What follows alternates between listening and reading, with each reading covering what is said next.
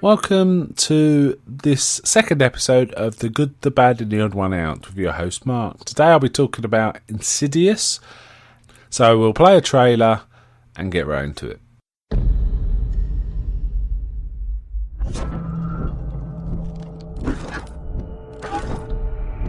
Are you ready?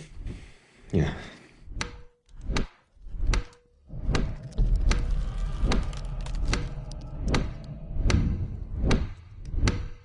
Sweetie? Morning, guys.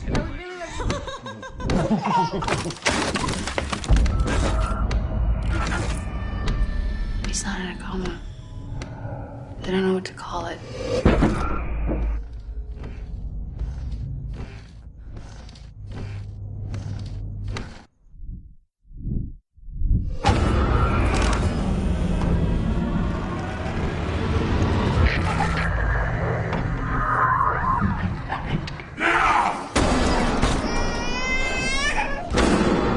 I went into Dalton's room. There was something in there with him. I know someone who can help. We took Tri-Field and EMF readings of the whole house. Wiring, alarm clocks. I don't think bad wiring is the problem here. I want to leave. I want to leave this house. What is it? It's not the house that's haunted. It's your son.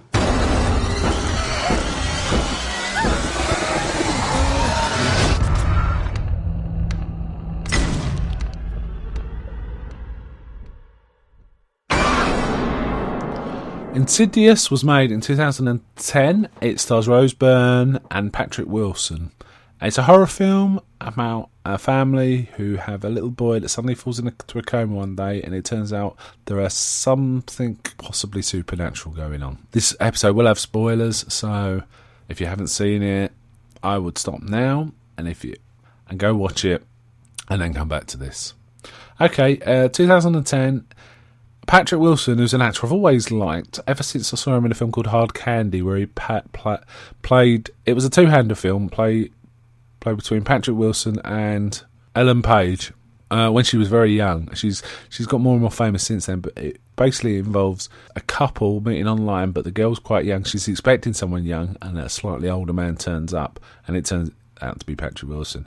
And strange things start happening. That's a good film in its own right, but... That's where I first saw him and was first impressed by him. Also stars Rose Byrne, who I always think is impressive. I've seen her in lots of things. Everything she's in, she seems to strike a really good balance. I particularly liked her in Sunshine, actually. She was quite good in that.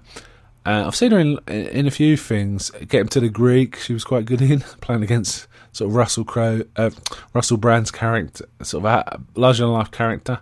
She was rather good in that. And a few other things. She's just generally good, and she's good in this. Two solid actors there. There's also a young boy who's one of the leads who doesn't have much of a role, and he's not a great actor anyway, but he's very adequate for the part. And a few other people, all of which the acting was solid. What was good about this film is the acting was solid. I found the conventions, the university story sets up was really well thought out and constructed as well. Thought that was rather good, and the way it approached the material in the first half was actually really great. I'd say it was a really good first half. The bad was it kind of didn't quite work in the second half for me. It became a bit mundane and predictable. The first half elevated the material. It stuck with terror.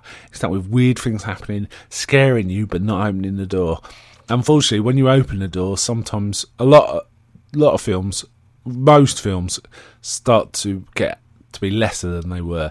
There's a very few films that can start terror and sustain it all the way through. Examples of ones that, even when they've opened the door and show you what's it about, it usually is a bit of, it's not as bad as I thought it was. Ones that avoid that and stay true to the terror all the way through, as The Exorcist, I think. Blair Witch kind of does it as well. That's quite good. But this film, as soon as you see the boogeyman, you're kind of not scared.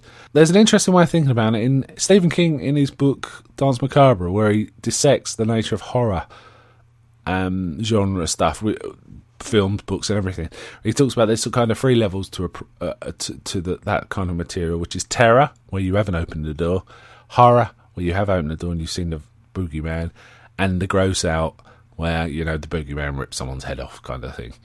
This film doesn't descend to that. It does stay in the horror realm. It is kind of scary in the second half, but it's kind of okay. There are a few shock jumps that work quite well, especially right at the end. But its second half is not as good as its first.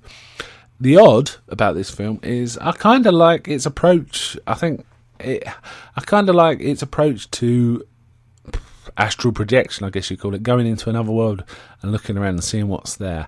It didn't quite work again, but it was kind of interesting. And we've seen similar things in films like Constantine, I guess.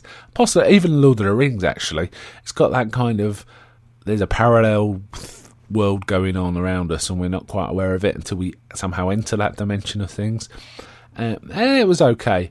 Overall, I'd say the film was worth watching, and I'd give it 72 out of 100. Worth a watch. I'll call this one on Netflix if anyone's interested. So as you can watch it on there, or catch it when it's on TV. I wouldn't buy it, but it's certainly worth a watch. Bye.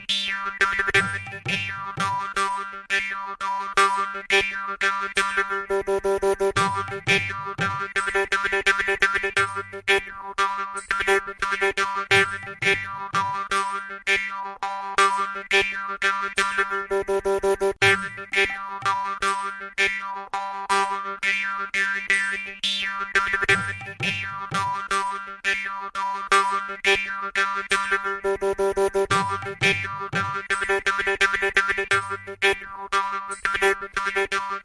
you.